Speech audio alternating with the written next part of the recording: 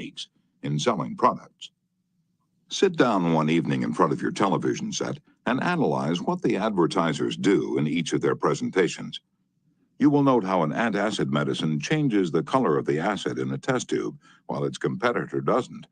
How one brand of soap or detergent gets a greasy shirt clean when the other brand leaves it gray. You'll see a car maneuver around a series of turns and curves, far better than just being told about it. Happy faces will show contentment with a variety of products. All of these dramatize for the viewer the advantages offered by whatever is being sold, and they do get people to buy them. You can dramatize your ideas in business or in any other aspect of your life. It's easy.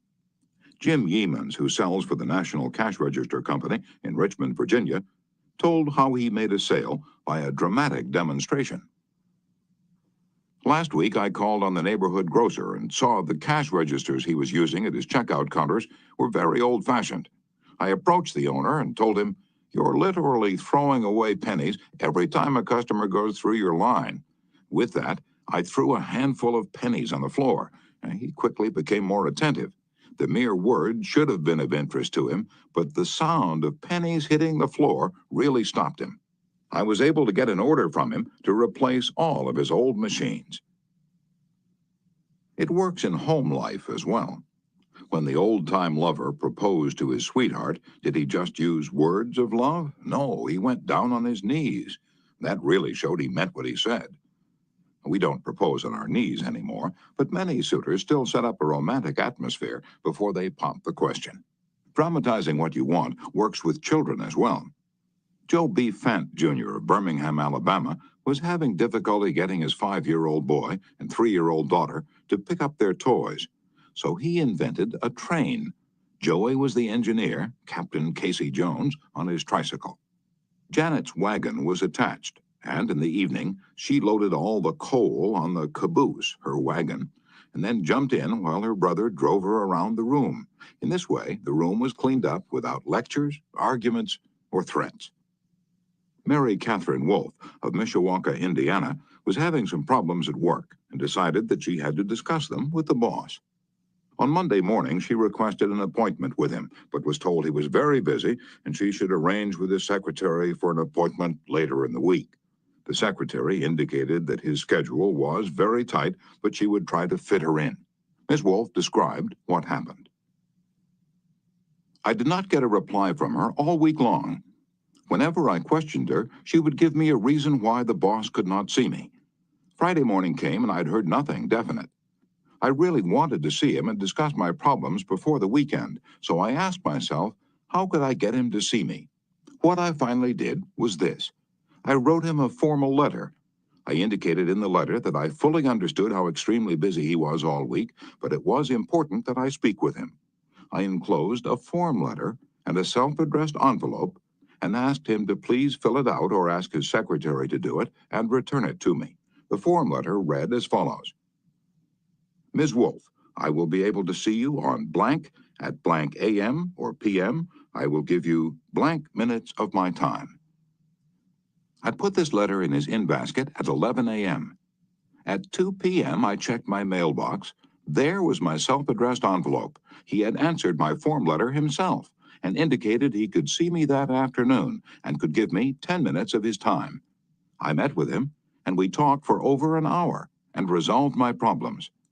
If I had not dramatized to him the fact that I really wanted to see him, I would probably still be waiting for an appointment. James B. Boynton had to present a lengthy market report. His firm had just finished an exhaustive study for a leading brand of cold cream. Data were needed immediately about the competition in this market. The prospective customer was one of the biggest and most formidable men in the advertising business, and his first approach failed almost before he began.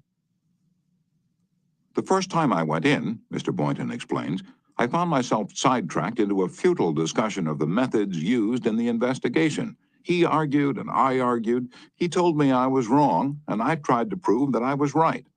I finally won my point to my own satisfaction, but my time was up, the interview was over, and I still hadn't produced results. The second time, I didn't bother with tabulations of figures and data. I went to see this man, I dramatized my facts. As I entered his office, he was busy on the phone. While he finished his conversation, I opened a suitcase and dumped 32 jars of cold cream on top of his desk, all products he knew, all competitors of his cream. On each jar, I had a tag itemizing the results of the trade investigation, and each tag told its story briefly, dramatically. And what happened?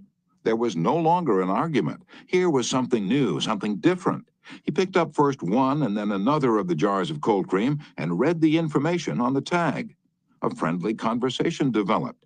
He asked additional questions. He was intensely interested.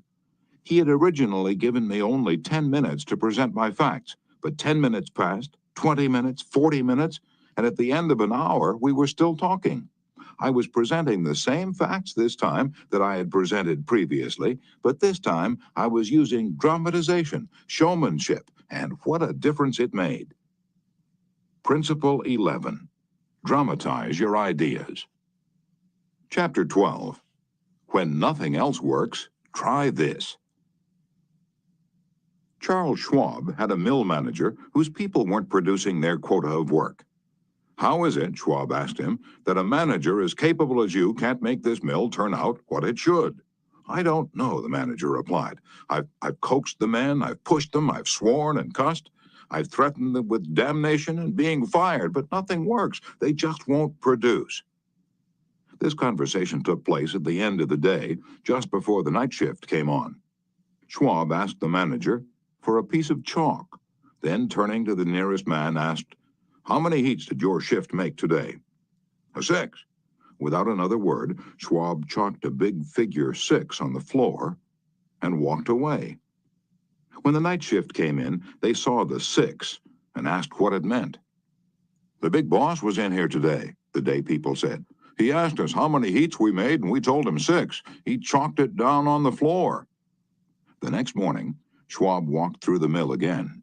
The night shift had rubbed out 6 and replaced it with a big 7.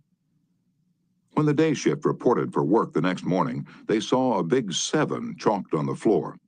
So the night shift thought they were better than the day shift, did they? Well, they'd show the night shift a thing or two. The crew pitched in with enthusiasm, and when they quit that night, they left behind an enormous, swaggering 10. Things were stepping up.